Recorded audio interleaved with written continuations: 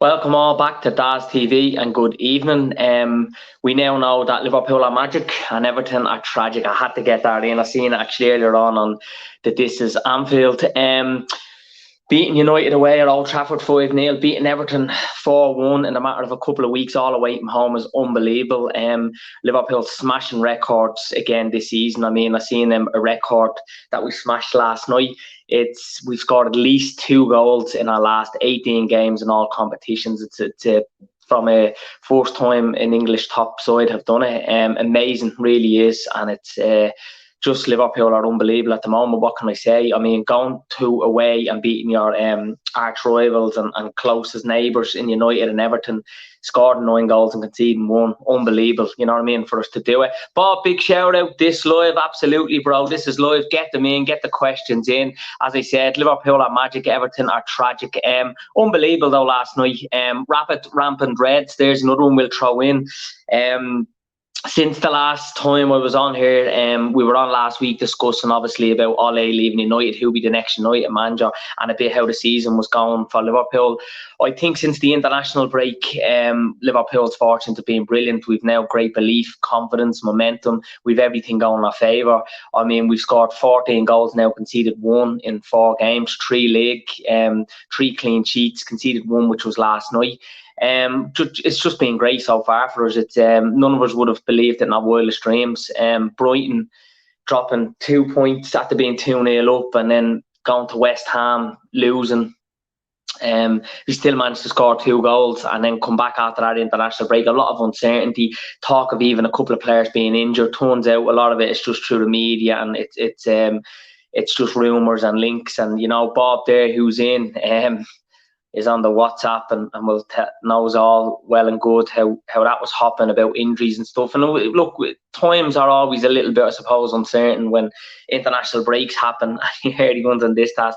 When things happen, like the way things have been happening to Liverpool this season, obviously uncertainty after last season, a lot of injuries, really our luck has been down, a lot of bad fortune against us, but we've seemed to turn that corner now. When the midfield last night, Fabinho, Henderson, Thiago was unbelievable. I think that's our best midfield. I think last night was probably our best starting 11 on paper. You could argue whether Bobby comes in for Jota or what happens. Big shout out there, Cathy as well, with a love heart there, showing a lot of love there. And there's one on now for you, Bob.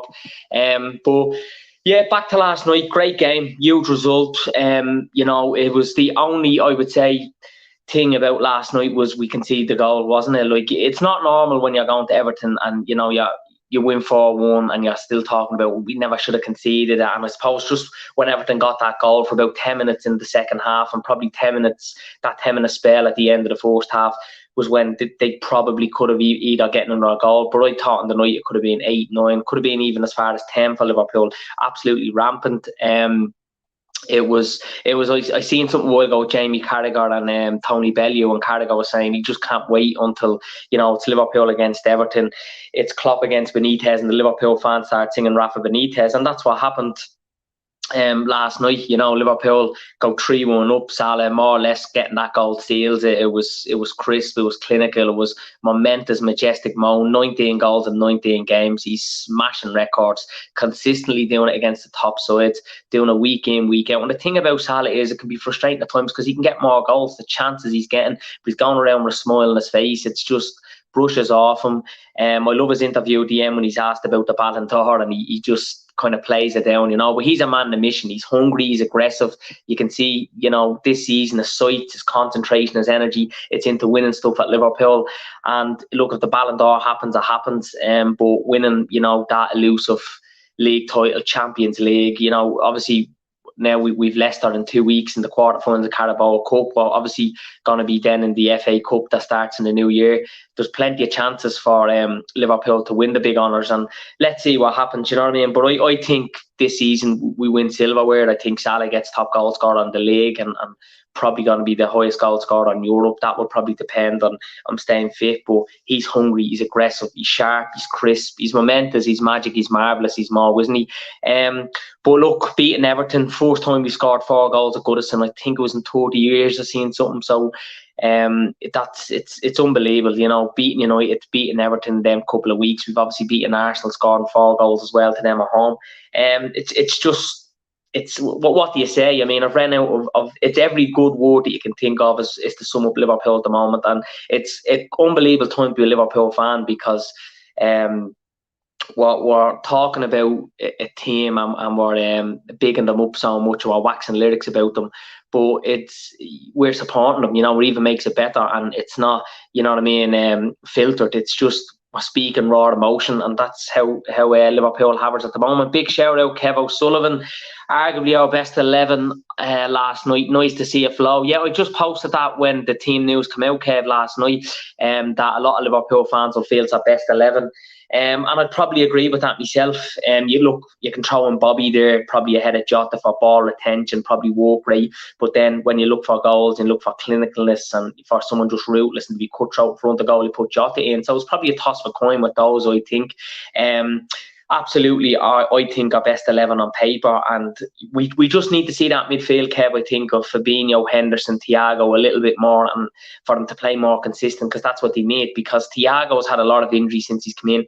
Fabinho, Henderson have had their fair share of injuries, and you just see how good they are all together, how experienced they are, how much they bounce off each other with the experience that they have, and the football arrogance the three of them have. Like, I mean, Jordan Henderson last night, man of the match, was absolutely superb. I thought he was an amazing last night, and last night it just summed up for me Jordan Henderson, that grit, determination, passion, the dedication, the discipline, the professionalism. He was all over the place last night. I think Fabinho was unbelievable as well. Thiago in there was exceptional. You know, and just breeds confidence throughout the team. Virgil van Dijk, last time we went to Goodison Park last season, I think when we went to Everton, they might have been top of the league. It was early in the season. Van Dijk gets injured, Thiago gets injured. Those bad memories. Henderson's goal right at the end should have been a goal. It was absolutely outrageous that VAR took so long, and someone sitting out near Heathrow makes a decision that it wasn't a goal. So them lads had a score to settle last night, you know, and they came out last night, and I have to say they gave it everything, and 4-1. Could have been a lot more. I think the result was generous towards Everton on the night, but as I said, Liverpool fans singing Rafa Benitez at Goodison Park when we're winning and we're cruising in the league. We've belief, we've confidence, we've momentum, and Everton fans walking out and for us to score 4, you know, there's good banter going around at the moment, isn't there? Like, against all our rivals, and it's just great as a Liverpool fan to see. Jota has been outstanding. Kev is thrown in there. Only the 3rd time that trio in midfield started again. I didn't know that, Kev. That's great. Kev is flying in there. The stats by May, they'll read each other so much better. Yeah, and I hope so, Kev. I just pray to God that these lads stay fit and they can get a consistent and string of games together, because that's going to be pivotal for us. And then, look, it's great to even see James Milner, isn't it, amongst the squad. I seen Naby Keita today, picture circulating around social media. He's back in training. It's, you know, you're going to get Harvey Elliott back as well. We have to remember how good Harvey Elliott is, that Klopp trusts him. He started off the season as well. So big things to come. Tough game, I think, away at Molineux the weekend against Wolves. Big pressure now on us that we have that belief, confidence, and now momentum going with us, but we just have to stay consistent. City and Chelsea are not going to be going anywhere away soon either, but we need to keep chasing them and staying there amongst the chasing pack. But you can see already at this stage of the season it's going to be a 3-horse race. You can see already West Ham now starting to just drop off a bit. You know, Leicester are not there, United, Arsenal, Spurs, they've all a long way to go and catch up. So it's a 3-horse race for me. I'm just hoping Liverpool get ahead of the rest sooner rather than later, and we can build up some ground. But let's wait and see what happens. You know, it's we'll enjoy this while it lasts. The only takeaway they can take is that the Mardy Gray look lively, other than they're in real trouble. They are, Kev, and you don't see them getting any wins this side of Christmas, don't you know? I mean, they're right down there now in a relegation scrap. The only thing I would say for Everton is some of the other teams around them, I think Everton are just a bit better, and they have Rafa with that bit more experience. But is Rafa going to be there? Is he going to implement the way he wants things? I mean, it already seems like that there's big controversy amongst the fans and the board there. I seen a lot of fans last night having a go at Bill Kenwright last night, and the backgrounds, the sporting director, the Dutch fella as well. A lot of the fans was slating. So it's all really bad there at Everton when you consider the money that they spent, the traditions, the history of that club. Did Ancelotti in as well, a serial winner. Did Benitez, a serial winner in, and nothing is going right for them, And it's great to see as a Liverpool fan, but I think they'll do enough to stay up, but if that run of 8 games now where they haven't won in, Kev, that starts stretching to 10, 11, 12 games, they're in big trouble, because Norwich and Dean Smith's coming in. They're, turning things around. They're getting better results, playing better. Watford now are starting to, that they were probably a bit unlucky last night, but they would have taken that when you consider a couple of weeks ago in Ranieri's first game, Liverpool trash them. They're going to start probably improving. Newcastle need to start doing better. Who else is down there with them? We've Leeds as well. I think Everton might just have a bit more than Leeds, but let's wait and see what happens. There's still a long way to go. But as I said, Liverpool are magic and Everton are absolutely tragic. It's all gone bad, and Kev's thrown in a few laughing faces there. I love that, Kev. And by the way, can all go over and see more of Kev on the LFC Day Trippers. I do be on it as well. Sometimes Kev is on it now a lot, and keep it going, Kev. And hopefully Kev will set up some sort of YouTube sooner rather than later, because he's a great insight, not just into Liverpool. He's a native Irish fella as well from County Cork. He's a great insight into sport in general, and he does be on Sports Unplugged on a Friday night, and a lot of them over there with Avi and Conroy does be with him, and Chris Brack as well. So go over and subscribe to the LFC Day Trip if you already haven't, and you'll see more of Kev over there. Guys, Chef, how are you, bro? Long time no see. I hope all is well, mate. Hey, Daz, we are going to suffer when the African Cup starts and we lose best players. Yeah, I'm not sure about that. I seen something a while ago. I actually haven't looked too much into that. Someone might throw in the comments there. I'm sure Kev O'Sullivan knows a bit more about that than me. That I think the lads will only miss 2 league games. I think that if the representing countries that Salah and Mane are playing for get to the semis or the final. So let's wait and see what happens with that. But I don't think it's going to be as bad as we anticipate or it's made out to be. But let's wait and see what happens. I think we'll be okay. But we look in January as well, we can dip into the transfer market and bring in signings. We might have to bring in 1 or 2 fresh bodies as well, and just to kind of keep on the heels of City and Chelsea as well and be competitive on all fronts, which we are doing at the moment. So let's wait and see. But that's a good point, guys. I've heard a few fans a bit negative about it. I haven't read too much into it, but I do think Kev Trouser in there. We only missed 2, Brentford and Palace in the league, which isn't too bad. I mean, without Mane, Salah, Keita, as good as they are, and the contributions particularly Salah is having for us this season, and losing the best player in world football, it will be a blow. But you got to be beating Brentford, you got to be beating Palace be away, Brentford be at home. Hopefully by then Brentford run out a little bit of that good form that they're in, because it'll be halfway through the season. I believe Spurs are beating them 2-0 at the moment. I last seen it there, and Arsenal are beating United, so it's Banter FC at Old Trafford again tonight. Kev throws in there, we will be live at 10 p.m. tomorrow night, and with Matt from Tottenham and Marty Sikora along with Chris Brack. Brilliant, Kev. I'll tune into that, brother. It'd be great to see us on that. And as I said, Kev's a great insight into sports in general, so go over and watch a bit of that. He's really on the ball with his stuff. But last night, I mean, it's another win. I think that leaves us with 43 goals now. We scored in 14 league games, and we've only conceded 14. I mean, they say defences win your leagues, and look, goals win your games, and that. I think before the international break, we were conceding way too many goals, even though we were averaging about scoring 3 goals a game. The hardest thing to do in football is be creative, and score goals is even harder. And we're doing that now so easily. You know, it's bread and butter stuff to us. We have seemed to be a lot more compact, composed defensively, which is good. When you look at us against Arsenal, Porto, Southampton, last night even as well, I think there's parts of the game that maybe that first half defensively we weren't great. But look, we've defenders there that you know, particularly in Trent and Robbo, that get forward so much, that assists. Andy Robertson, by the way, got his 43rd assist last night. Unbelievable that. I think Trent now is just over 50, isn't he? They're the best in the world at 2 fullbacks. Virgil van Dijk scores a goal. We know Virgil van Dijk scores a goal against Southampton on Saturday. We know Matip as well is prone to getting goals from set pieces. So we've defenders there that can score goals, but defensively they're sound, they're solid. Look, we will concede goals, but once we concede minimum as little as possible and we keep up scoring goals in your end, we'll be forward. You know what I mean? It'd be brilliant. Obviously Chelsea are a lot more composed, compact defensively, and a lot more organised than us this season, but they're not getting the goals in the other end, so you can't have it every way. But really pleased with last night. Always pleased beating Everton, and it's just now a matter of us staying consistent. I think Wolves is going to be a harder game than people expect the weekend away from home, because all the pressure now is on us.